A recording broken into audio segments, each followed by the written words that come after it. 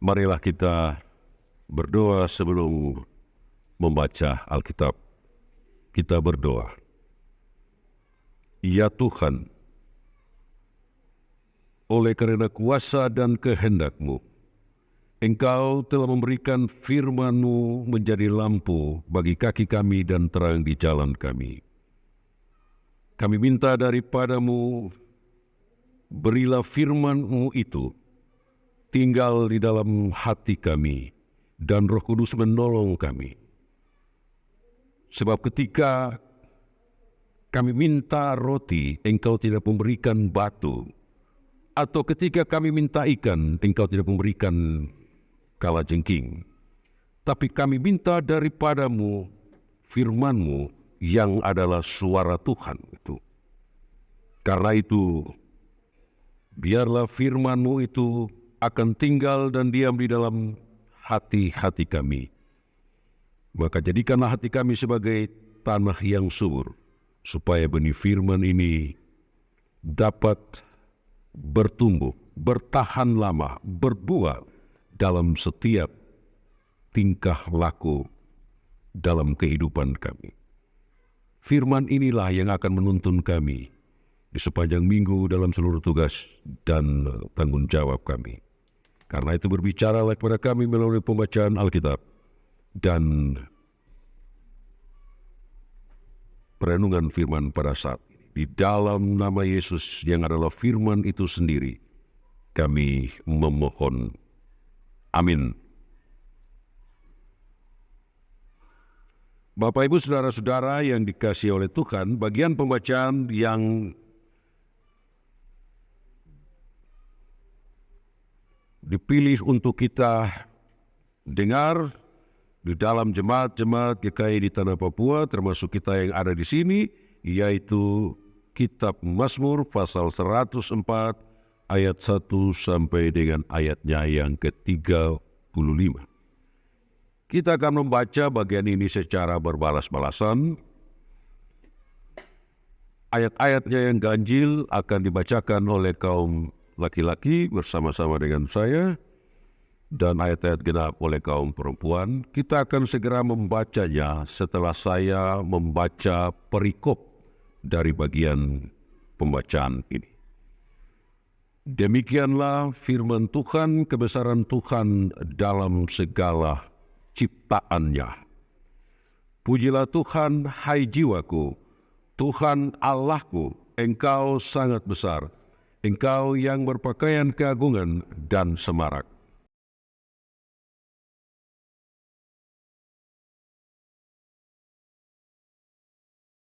Yang mendirikan kamar-kamar lotengmu di air, yang menjadikan awan-awan sebagai kendaraanmu, yang bergerak di atas sayap angin.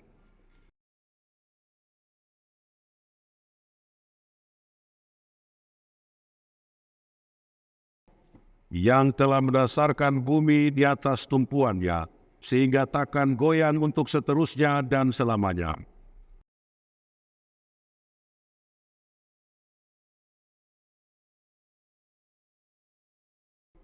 Terhadap hardikmu air itu melarikan diri, lari kebengungan terhadap suara gunturmu.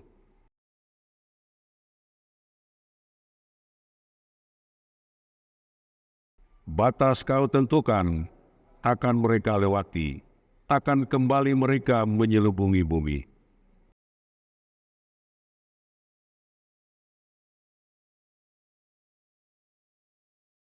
Memberi minum segala binatang di padang, memuaskan haus keledai-keledai hutan.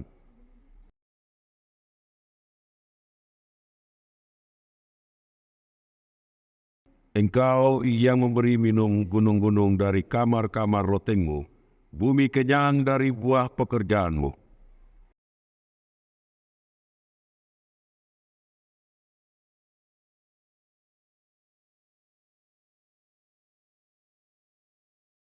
Dan anggur yang menyukakan hati manusia, yang membuat muka berseri karena minyak, dan makanan yang menyegarkan hati manusia.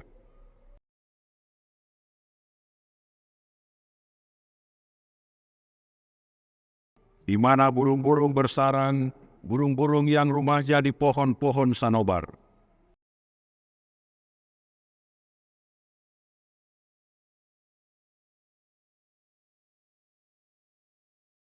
Engkau yang telah membuat bulan menjadi penentu waktu, matahari yang tahu akan saat terbenamnya.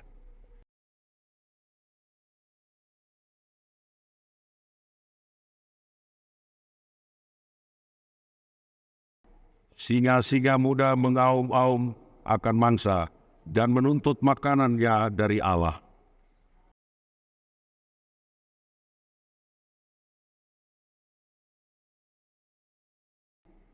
Manusia pun keluarlah ke pekerjaannya dan ke usahanya sampai petang.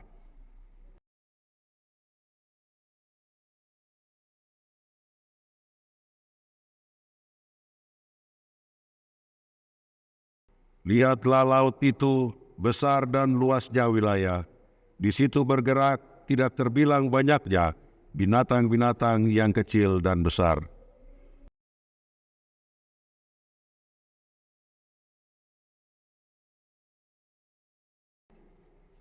Semuanya menantikan engkau supaya diberikan makanan pada waktunya.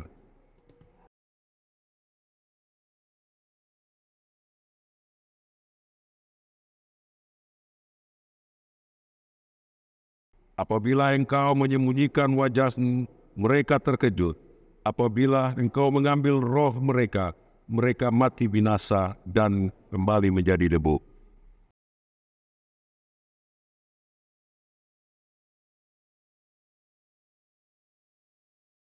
Biarlah kemuliaan Tuhan tetap untuk selama-lamanya. Biarlah Tuhan bersukacita karena perbuatan-perbuatan-Nya.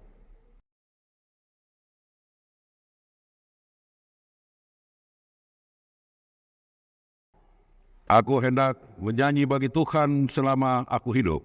Aku hendak bermazmur bagi Allahku selagi aku ada.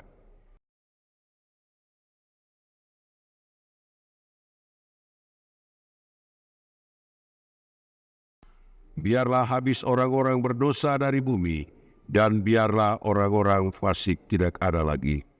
Pujilah Tuhan, hai jiwaku. Haleluya. Sampai di situ jauh bagian pembacaan Alkitab. Pujian kepadamu ya Kristus Yesus selama-lamanya. Amin.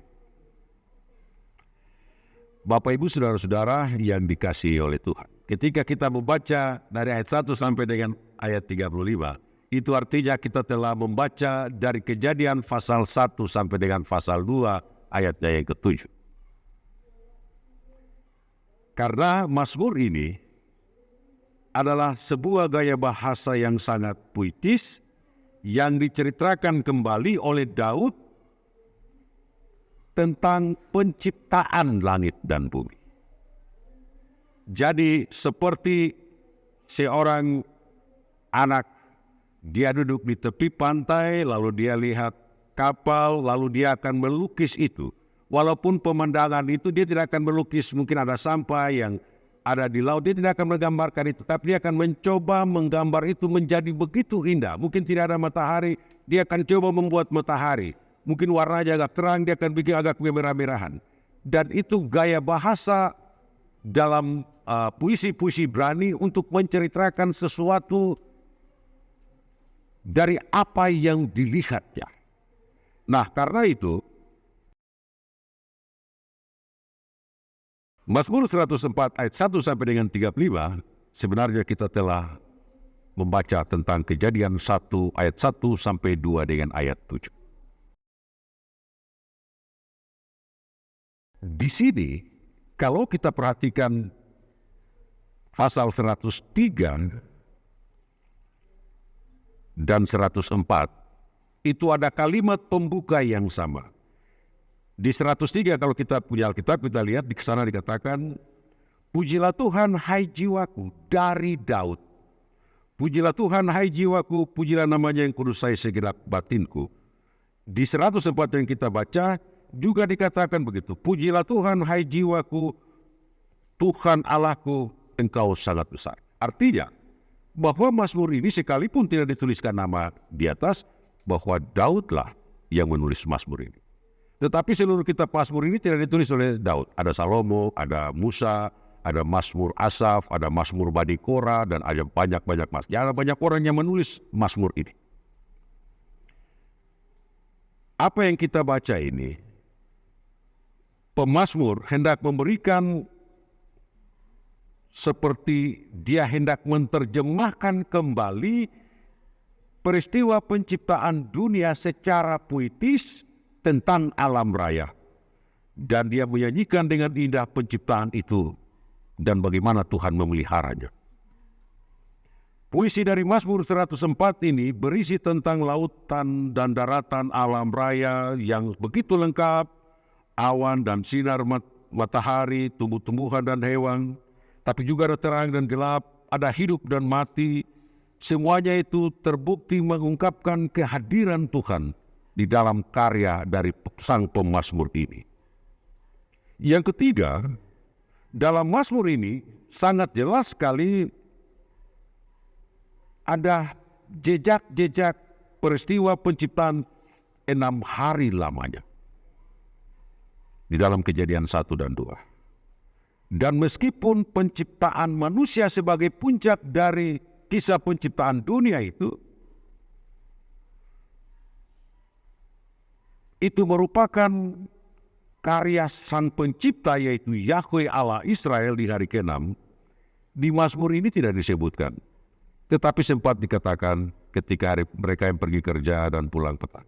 Di ayat 31, di sanalah ada semacam ada hari perhentian. Kalimat ini kalau kita mengerti seperti sudah selesai, dan pemazmur mengatakan, biarlah kemuliaan Tuhan tetap untuk selama-lamanya. Biarlah Tuhan bersuka cita karena perbuatan-perbuatan. Sudah selesai. Karena itu pemazmur mau mengatakan bahwa inilah hari setelah Tuhan melihat semua itu baik, dan juga puncak dari penciptaan itu adalah manusia. Dan inilah bentuk dari kitab Kejadian versi pemazmur, atau pemazmur menggambarkan kembali peristiwa itu. Inilah kehebatan dari penulis-penulis atau puisi-puisi Ibrani.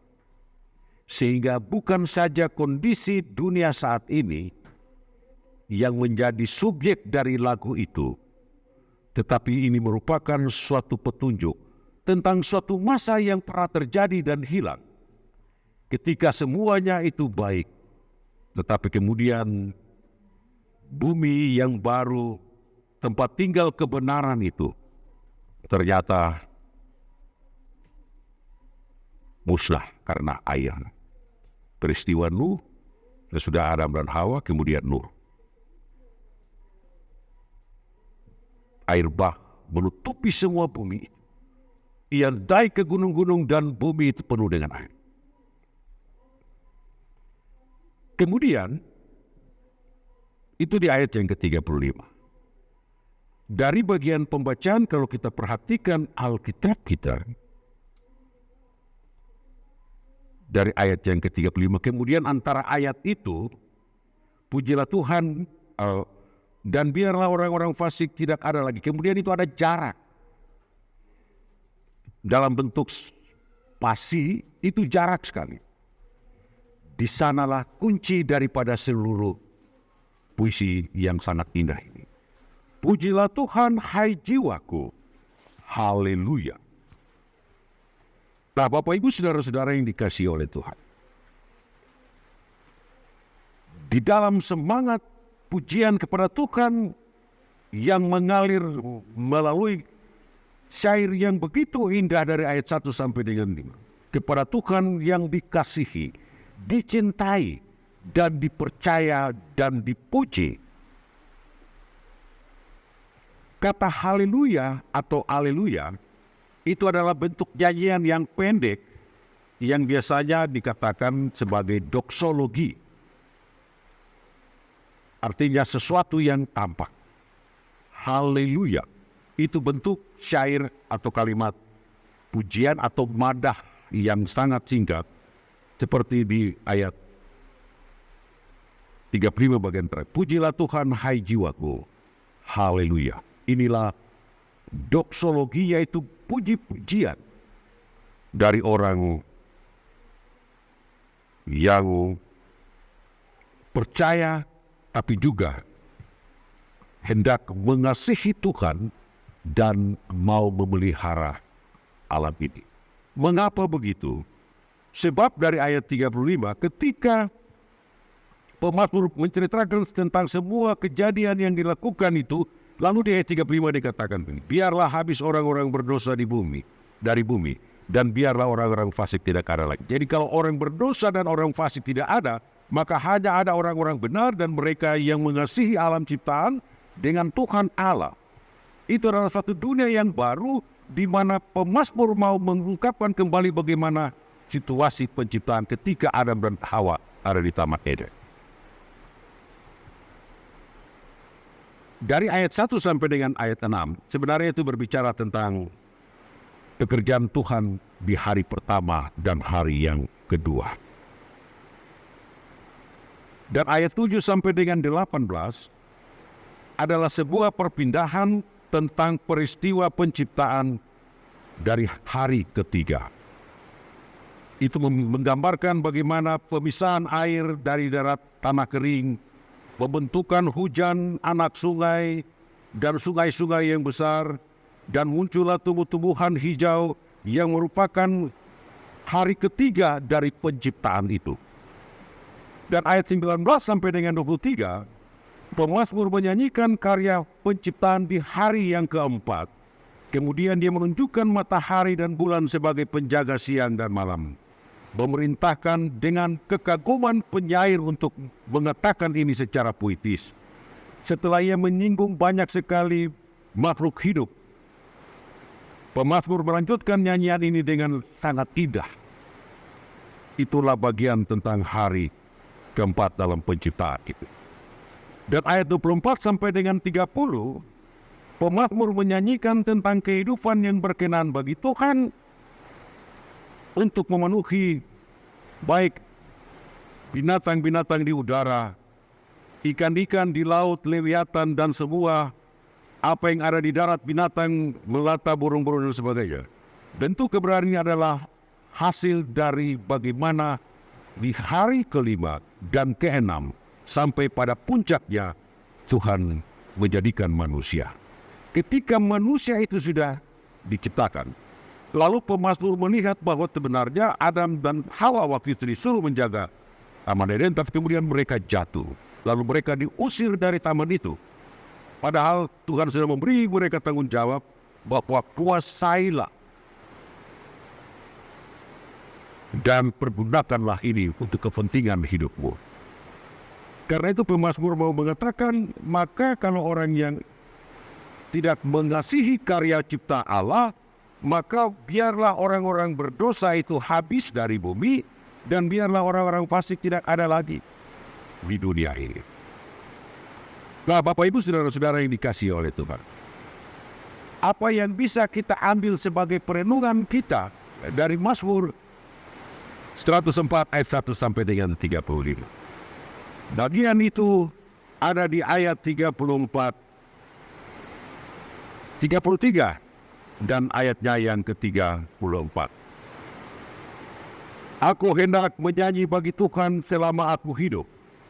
Aku hendak bermazmur bagi Allahku selagi aku ada.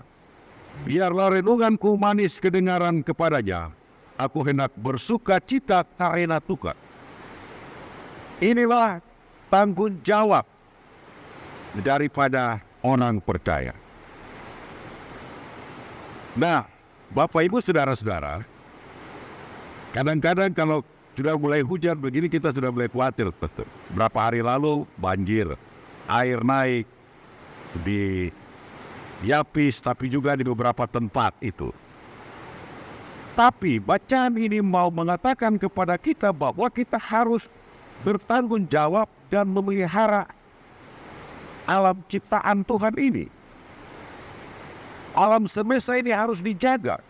Kalau tidak dijaga, maka kita seperti orang berdosa. Berdosa terhadap alam ciptaan, dan kita menjadi fasik karena kita merusaknya. ayat 35. Manusia harus mengasihi Allah pencipta yang telah menyediakan ini bagi kita. Karya agung dan pencipta yang menciptakan segala sesuatu bagi manusia, maka manusia wajib memuliakan Allah dengan mengatakan haleluya. Artinya kita memuji kebesaran Allah itu. Tetapi dalam kehidupan kita di kota ini, memang kita harus menyadari kita semua. Di gereja juga begitu, kadang sampah-sampah botol minum itu bisa dibakar tapi juga dibuang ke laut. Hutan-hutan yang ada di sekitar Gunung Apeo ini juga dibabat habis. Ketika datang banjir, sampai kita kewalahan, lalu ada korban, kita akan salahkan siapa? Jadi pemerintah sasaran, atau mungkin majelis jemaat yang tidak cepat memberikan bantuan. Padahal bukan itu. Nah, dunia ini memang semakin tua. Tetapi juga di negara-negara Timur Tengah, bahkan di Korea Utara, perang antara Rusia dan Ukraina, di Timur Tengah, di daerah-daerah di Lebanon, Afghanistan, India, di Afrika, perang-perang saudara itu membuat alam itu menjadi kering. Orang semakin kekurangan air. Tapi hari ini, kita yang ada di tanah Papua, dan kata orang Israel dan penyelidik-penyelidik Alkitab yang beraliran ortodoks, mereka mengatakan bahwa ujung bumi itu ada di Papua sesuai dengan kitab Yesaya. Papua, daerah matahari terbit, adalah ujung bumi yang dimaksudkan oleh Yesus. Karena itu semua orang akan datang untuk menikmati semua yang Tuhan ciptakan, surga yang pernah hilang itu. Kita bilang Raja Ampat adalah surga kecil yang jatuh ke bumi. Tetapi di hari-hari ini, pemuda-pemuda atau orang-orang muda atau pengusaha-pengusaha, mereka mulai mencari daerah-daerah atau view, pandangan yang bagus tentang keindahan alam. Baik dari WRF Putar dulu tidak ada tempat orang nongkrong. Hanya untuk apa? Mereka pegang HP selfie. Hanya untuk menikmati itu. Tapi kalau cuma itu tujuannya tanpa memeliharanya, maka kita termasuk orang-orang yang berdosa. Duduk minum kopi, buang di bawahnya. Seperti itu. Karena itu, lembaga-lembaga sosial swadaya yang memelihara dunia, yaitu Greenpeace, mereka melihat bahwa Mazmur 104 ini adalah merupakan pandangan gereja dan cara Tuhan, atau Tuhan mewarisi pikiran-pikirannya kepada dunia untuk memelihara alam ini. Kalau tidak, maka kita akan semakin merasa dunia ini semakin tua, kata orang. Rumah-rumah kaca membuat panas global itu semakin mendunia. Tetapi juga banyak penyakit dan sebagainya. Nah, Bapak Ibu Saudara-saudara, memang khotbah ini, bagian bacaan ini menarik karena kita semua ada di pinggir kali. Sangat indah sekali. Kota ini ada di Kali Aveo, Kali Anapre. Kemudian ada gunung-gunung di belakang. Dari laut begitu indah. Dulu orang bilang Jayapura ini Hong Kong di waktu malam. Tapi kalau sudah siang, tidak tahu sama dengan awal. Jadi kalau mau cari tahu keindahan kota Jayapura, tunggu kapal malam saja. Lihat. Lampu dari laut sampai ke gunung-gunung ini. Kalau pemazmur dia akan menulis itu, tapi dia tidak mau tulis puisinya malam, dia akan tulis siang. Karena dia bilang ketika aku lewat maka banyak sampah begini-begini, orang jualan, banyak orang ini dari mana tuku-tuku, mereka mencari nafkah dan mereka berbondong-bondong dan seterusnya seperti itu. Nah, inilah gaya puisi kehebatan orang Ibrani kalau berbicara tentang Tuhan Allah secara puitis. Nah, Bapak Ibu Saudara-saudara, kalau kita diminta untuk menghargai dan mengasihi Tuhan Allah dengan memelihara alam ini, bagaimana dengan manusia? Kalau kita bisa mengasihi alam, bagaimana dengan sesama kita? Apakah kita wajib mengasihi sesama kita atau hanya alam? Tentu tidak. Kasihilah Tuhan Allahmu dengan segenap hatimu dan jiwamu, akal budimu, dan kasihilah sesama manusia. Allah adalah Sang Pencipta. Ketika Tuhan Allah menciptakan alam ini, termasuk manusia, maka manusia juga harus saling mengasihi. Dengan demikian, maka perenungan dari pemazmur tentang alam semesta, segala peristiwa yang terjadi di depan mata kita, di dalam kehidupan secara pribadi. Pemazmur sangat menikmati ciptaan Tuhan ini. Kalau begitu, apa yang membuat kita dalam hidup ini sangat menikmati kehadiran Tuhan dalam hidup ini? Apa yang membuat Bapak Ibu Saudara-saudara menikmati kehidupan ini? Apa yang membuat pemuda-pemuda kita merasa bangga dan senang terhadap hidup ini? Itu pertanyaan-pertanyaan yang harus dijawab.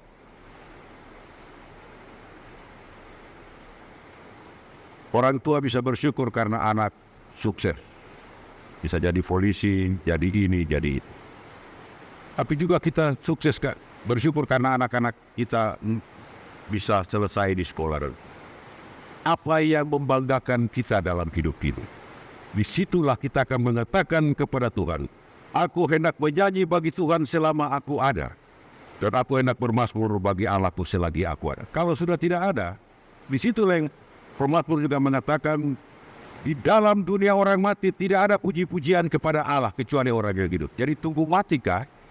Tunggu mati baru kita puji Tuhan? Tidak. Hanya selagi aku ada. Selagi kita ada. Selagi kita bernafas dan hidup, disitulah kita memuji Tuhan. Nah, Bapak Ibu Saudara-saudara yang kekasih, marilah kita juga menaikkan mazmur seperti Mazmur 104 dengan perasaan kagum kepada Tuhan Yesus Kristus. Hendaklah kita harus berhenti sejenak, lalu kita merenungkan semua itu. Sama seperti Yesus bilang, marilah kita menyeberang, lalu kita menenangkan diri. Kita boleh sibuk bekerja sepanjang hari, sepanjang waktu, tapi kita punya waktu untuk istirahat. Di Mazmur ini ada hari perhentian. Itu yang dikatakan dalam hukum Tuhan. Ingatlah dan kuduskanlah hari Sabat. 6 hari lamanya engkau bekerja, tapi pada hari Sabat engkau jangan melakukan apapun. Inilah hari perhentian. Maka kita harus meneduhkan diri, mengangkat doa dan pujian kepada Allah.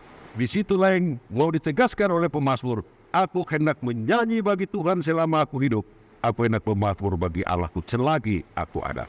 Jadi kalau ada kesempatan dan waktu itu, kita harus bersyukur kepada Tuhan. Allah sudah memberikan yang terbaik. Dia memelihara kehidupan dan anugerah keselamatan yang ajaib dalam Kristus Yesus. Bagian inilah ingat sedang kita menikmatinya dengan penuh sukacita, dengan hati yang gemetar bahwa Tuhan adalah Allah. Tuhan memberkati Bapak Ibu Saudara-saudara. Kita akan bekerja sepanjang seminggu, tapi ingatlah, ada satu hari kita berhenti dan memuji. Disitulah kita mengangkat doksologi, pujian kepada kebesaran Allah. Tuhan memberkati. Amin.